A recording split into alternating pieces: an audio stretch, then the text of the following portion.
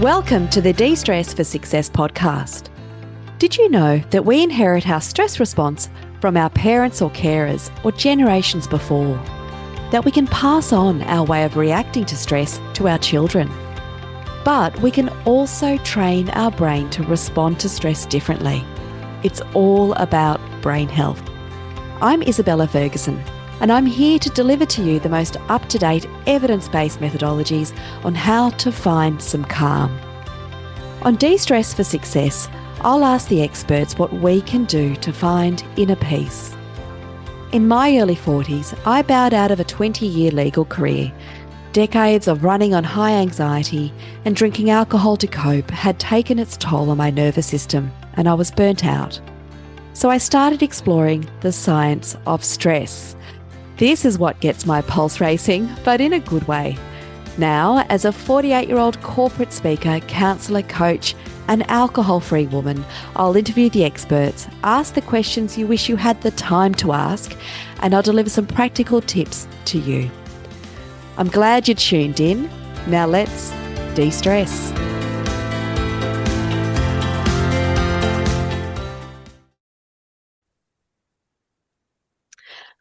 Dr. Rebecca Ray is a clinical psychologist, author and speaker who helps big picture thinking people master their psychology.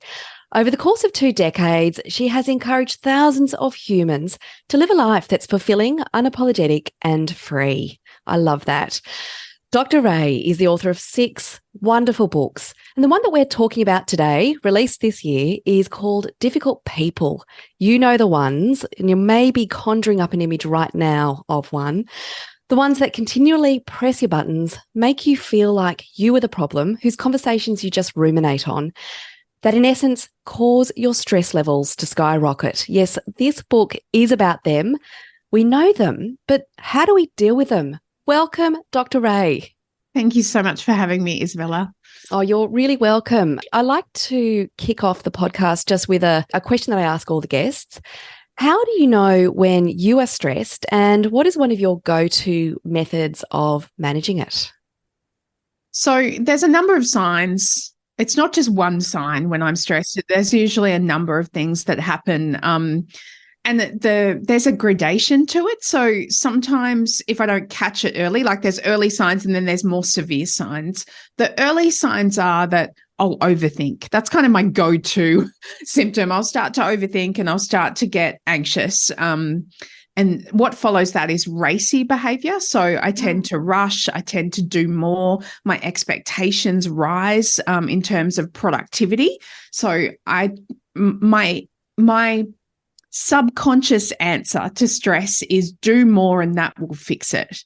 But what I've learned is actually that's the opposite of what I need to do when I'm in that state. And it's been a lifelong lesson, something that I still have to consciously practice, which is to actually go slower when I'm in a state of stress rather than to buy into that rushing and buy into that almost desperate behavior. So my strategies are, again, they're multifaceted. I've got internal strategies that I use and external strategies. The internal strategies are, I've made a great deal of progress in terms of how I treat myself. My relationship with myself as a human is the best that it's ever been in my life. And that's coming from someone who was very unkind to myself. I was perpetually self-critical, raised by critical parents. So that voice in my head has always been hypercritical. And despite the fact that I think, I'm not sure, because I've never landed on it, that we can actually get rid of those voices or those fear-based voices. I'm certainly much better at not buying into it. So the first internal strategy is to just watch how I'm speaking to myself and to lower those expectations, because as a high achiever, look, logically, most of the time, my average is higher than the next person's average. So sometimes I really have to consciously drop back down into your productivity is not equal to your worth. So step back from that. And then my external strategy, my go-to external strategy is to talk it aloud. So I have And that's also because sometimes my head is such a messy place to be that the best thing to do is to get out of it. And so sometimes I'll sit down with my wife, or sometimes I won't even sit down with her. It might be a passing in the kitchen where I say, I'm anxious today. And I just say it out loud. And she might say, do you know what that's about? And we might have a quick interaction where just saying it out loud can be enough. And then oftentimes we collaborate on gratitude. So this is especially around financial stress. I'm not immune to the cost of living. The cost of living is currently killing me. And so sometimes it will simply be us standing in the kitchen and saying, we're going to be okay, because we always are. And when you're reminded of that by someone who's in it with you, that can be super helpful. But I also have a support crew of people who are in business, and my best friends. I don't believe that our partner can ever meet 100% of our needs. And so I have my people that I go to for certain things that I'm stressed about. So it will depend on what, I'm ruminating on that day, depending on whose support I seek. Yeah. But I just happen to have gotten super lucky and have these people around me who are magic. These strong and confident women who will both call me on my shit and then also say, honestly, do you not see yourself the way I see you? And really be able to remind me that I'm okay, like I'm not a loser. Yeah.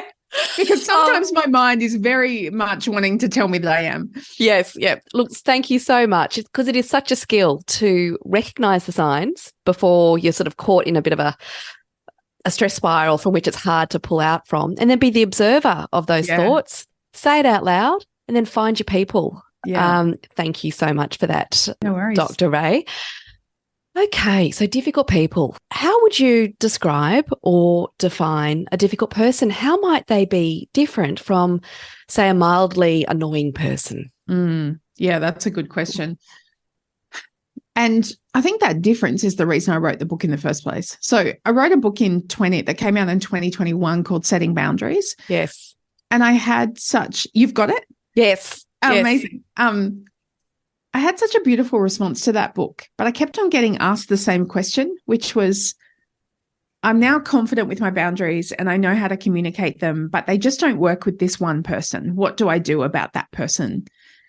And I was like, oh, I don't know. Like, that person is too hard. It's a whole nother book. I don't want to write that book. And my publisher was like, I think you should write that book. And I was like, I don't know. And she said, well, do you want a contract? Not really like that, but essentially the words were, I think it's a great topic. I think that should be your next book. And so when I wrote Difficult People, I really set out to find the nuance in all of this, because when I sat down and really started diving into the topic, it's so complex, because we're talking about a spectrum of interpersonal safety, like a continuum. And in the book, I wasn't writing about dangerous people. Yes. Those people who cross our boundaries sexually and physically, and to a level that we're talking about criminal behavior. And I'm not talking about the people that we don't even really need to talk about at all, because they're so comfortable that we don't think about them, because we don't have to. They don't push our buttons. So there's this kind of messy in between, where there's these subtle behaviors that are difficult for us. And it was just as difficult for me as it is for people that often try to talk about these people to find the words for it, because many people actually don't have words for what these people do. So what I landed on is, a difficult person is someone who violates your psychological safety around them. So your psychological safety is your ability to be able to feel heard and understood and seen and recognized without fear of speaking up for your needs and making mistakes and then being punished or humiliated or attacked for doing so. So essentially, psychological safety is that you can be an imperfect human safely with this person. And then the other thing that they do often is that they don't have the capacity, like you and I, to moderate their present moment experience. And then therefore, when their emotions intensify, they end up projecting that emotional dysregulation onto you and often blaming you for it. So if you try to hold them to account for their behavior, they'll simply turn it around and make that your problem. Yes, thank you. And what I really think is interesting about difficult people is that we don't tend to have a roadmap of how to respond. We're not given this kind of training when we're growing up. And so our reactions can be from really flustered and you go really quiet, you don't know how to react, to angry, and you then do something or respond in a way that you then regret. Yeah. What's the best way of approaching a difficult person when you innately know that you're feeling not at ease with them? Yeah, I should probably let's talk about first, how do we distinguish a difficult person from someone that's potentially just having a bad time right now?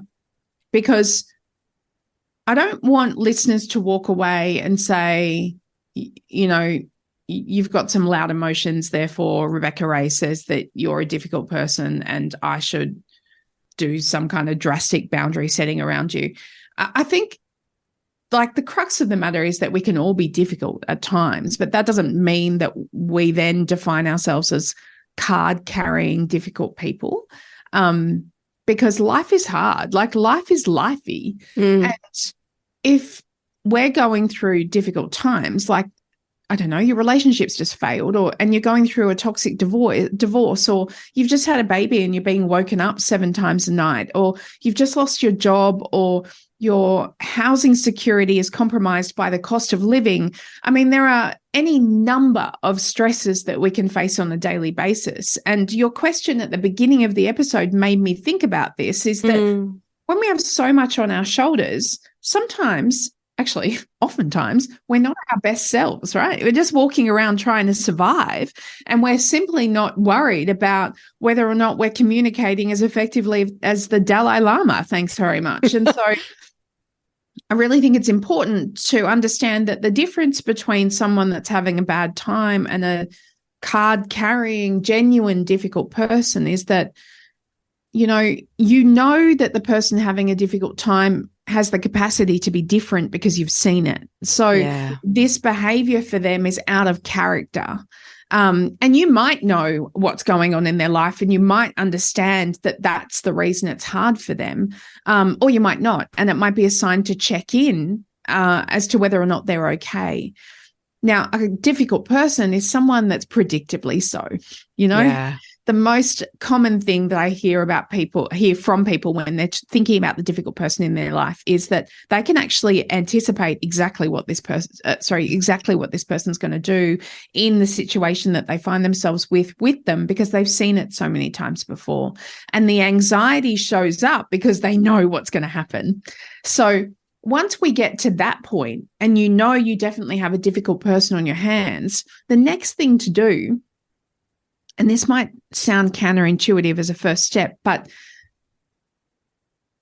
it's because you're not a psychopath, right? The first thing I want you to do is to draw on your humanity and lead with empathy and compassion.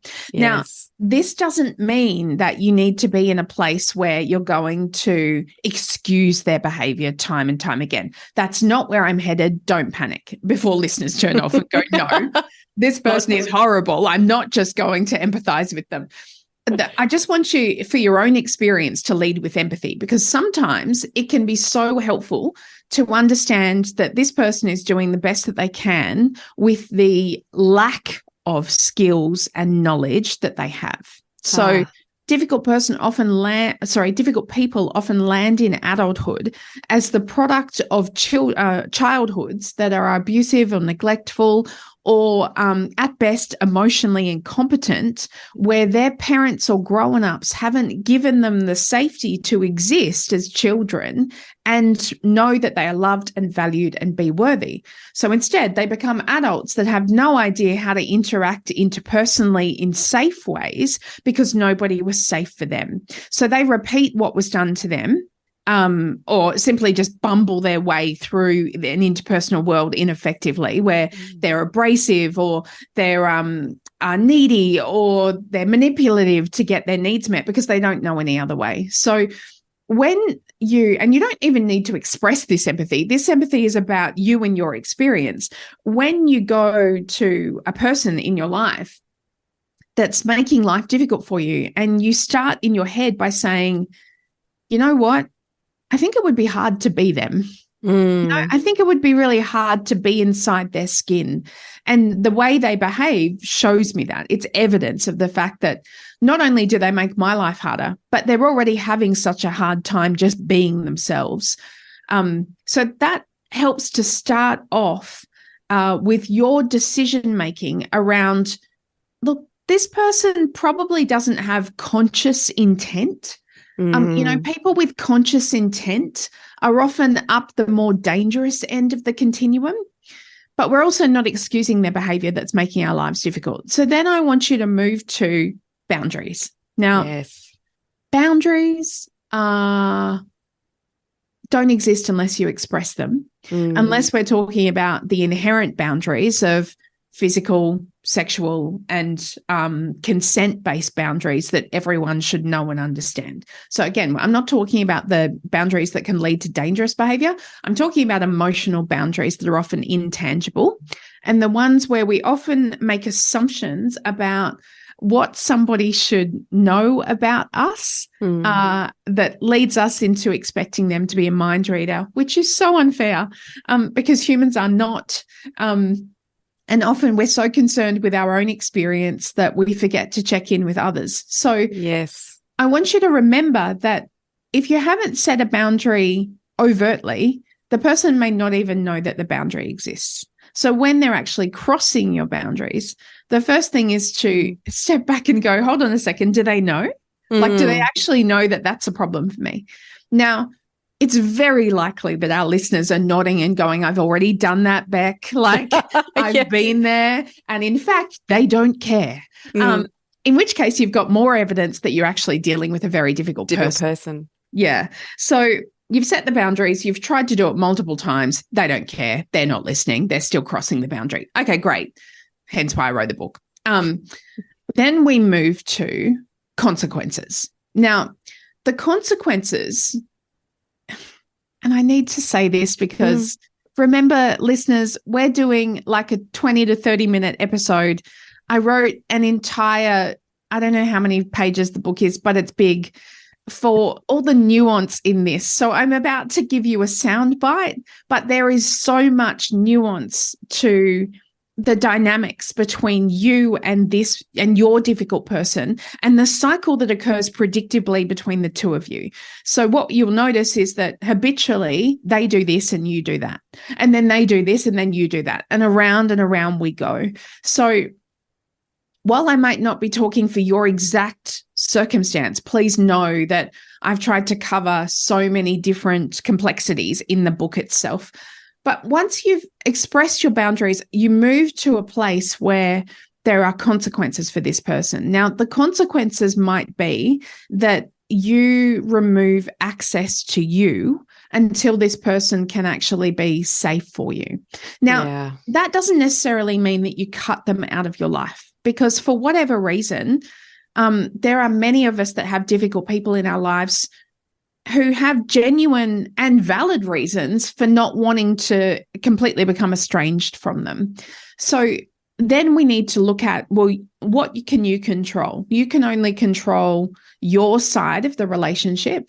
I had a conversation with my publisher, random tangent, at the beginning where we talked about this book. And I said, you do realize that at no point in this book will I be showing you the solution for changing them, because we can't. Now, my publisher is well-versed in psychology and self-development, and she knew exactly that I wasn't going to write that. But it's important for our listeners to know that we can wish upon 15 million stars that they will be different, and they won't. So we have to come back to what's within our control. The thing that you can control that can be really helpful, but sometimes we don't think about it because it's quite obvious, is to just control the format of contact that you have. Okay. That actually is then setting quite a concrete boundary between access to you from that person. That's right. And yet it's not something that you necessarily need to express. So you might just decide that no longer are you actually going to visit that person. So being face to face with them might activate your nervous system in a way that's so uncomfortable that you decide you're not doing that for now, or you're not doing that from now on. Yeah. And then you might decide that phone calls are fine. And if phone calls become too much, you might decide that text messages or emails are the way to go. And then you might reduce it, even if that's too much, to a seasonal card at the right time of year, right? And once we get to that point, you might establish that this person is actually fine in your life at that level. It's manageable.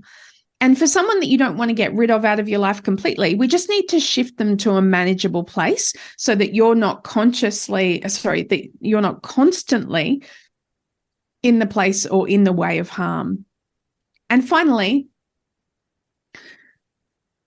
this is really, really important. If you remember nothing else from this episode, please remember this. And it's that as an adult, you have permission to completely remove access to you from another adult that has proven that they're unsafe for you, even when that lack of safety is emotional only. Oh, it's such a wonderful, freeing statement, even just to hear, isn't it? Because often you don't think you've got that permission. No, especially if we share DNA with that person. And sometimes as women or femme identifying folk, we're often conditioned to be the negotiators, the placaters, the peacemakers, the ones that turn ourselves inside out and upside down to make the situation okay. You don't have to do that. And in fact, sometimes the hardest decision we make to remove someone from our lives completely is actually the one with the most freeing circumstances or consequences, because it's the decision itself that is so painful. But afterwards, it's relief. You know, yes. I'm not going to say that you feel great. It's a rare person that sits down and goes, oh, my life's so great now. It doesn't really work like that. Most people will say, look, I still needed to go through a grief process, and there's still part of me that grieves for what that person couldn't be for me, that I really wanted them to be. So I'm certainly never going to sit here and tell you that it's all rainbows and unicorns on the other side. But what I am going to tell you is that the freedom comes from your emotional safety being restored. And unfortunately, you're the only one that can restore your emotional safety around the difficult person, because they're very unlikely to do that for you. Yeah, thank you so much for sharing that point, because I can think of, probably only one or two people in my life that have fallen in that category over the course of my life. But gosh, there were, if not several years really wasted, caught up in mental mind games. And yes, you're right.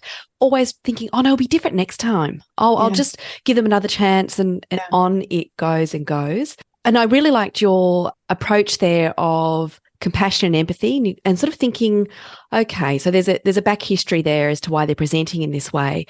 Is ever there a good time for you to sort of think, well, why do I always react this way? Can you learn a bit about yourself when you're thinking, why is there a certain personality that I find difficult, that makes me react? I guess we can learn a bit about ourselves. Oh, absolutely. And one of the most common questions I've been asked since the book came out is, what if I'm the difficult person? Yes. I also addressed that in the book, and how none of us are immune to our upbringing and the forces that have shaped us, including the potential experience of trauma, whether that happened in childhood or whether you were fine until trauma occurred in adulthood, especially interpersonal trauma that's been perpetuated by someone who's not safe for you.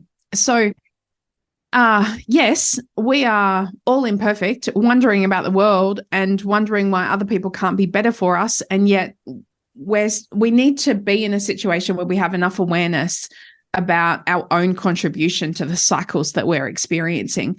And I think it's really important to do that from a place of psychological insight, which listeners of this podcast would already have. So psychological insight is essentially your capacity to think about your thoughts, feelings, and your actions and your internal world.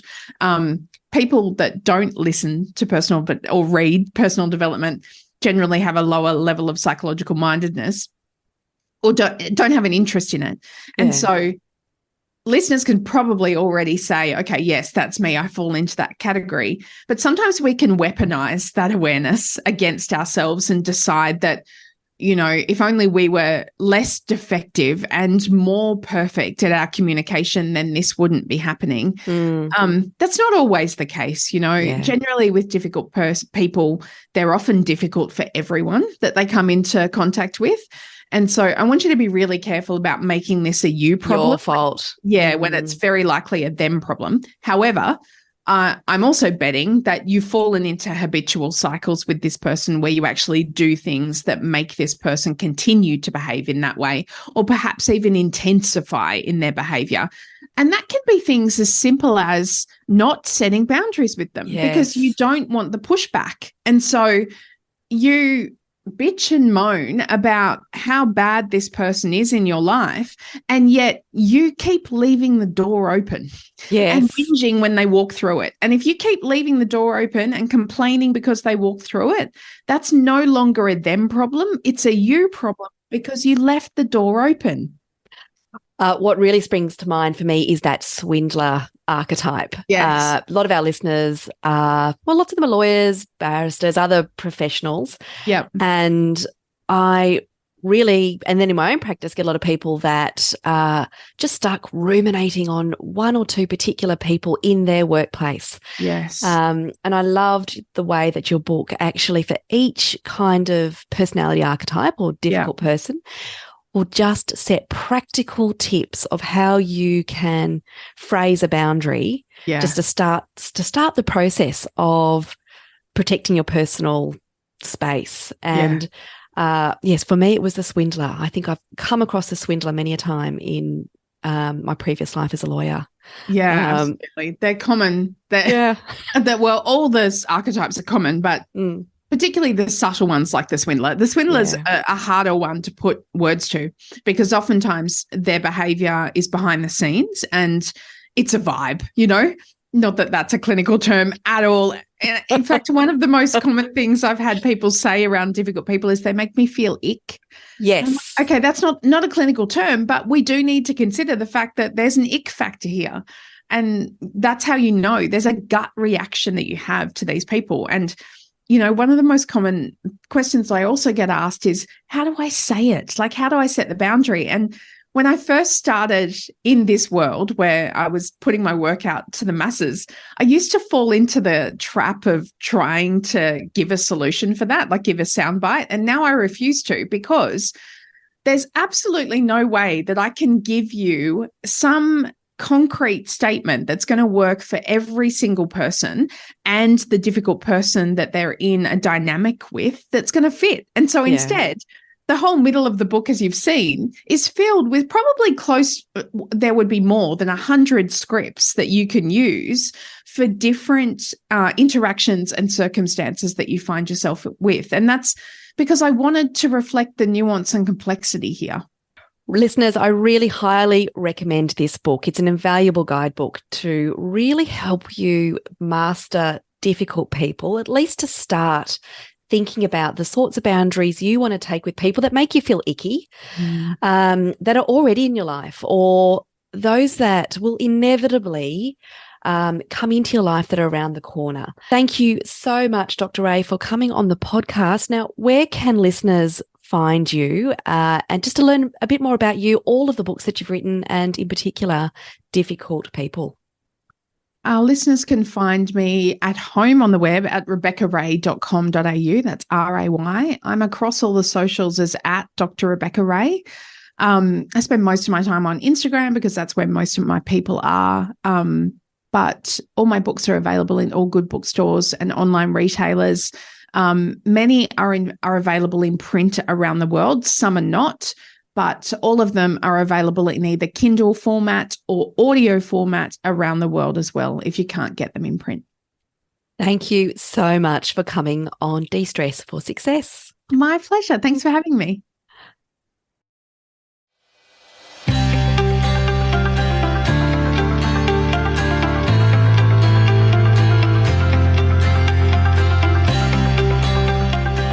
Thank you so much for listening to this episode. If you enjoyed the content, please don't forget to rate, subscribe, or leave a review about this podcast. These 3 things really help to get this podcast out to people that might need to hear it. You can find me at www.isabellaferguson.com.au. Jump on my website, check out all of the resources I've got there about alcohol, stress, and burnout. You can also book in a free introductory call. It's a 30-minute confidential chat if you are looking for a counsellor or a coach to support you to drink less or to manage your stress. I'm always here to chat. If you've got a question, please do not hesitate to reach out. I hope you have a really good day. See you later.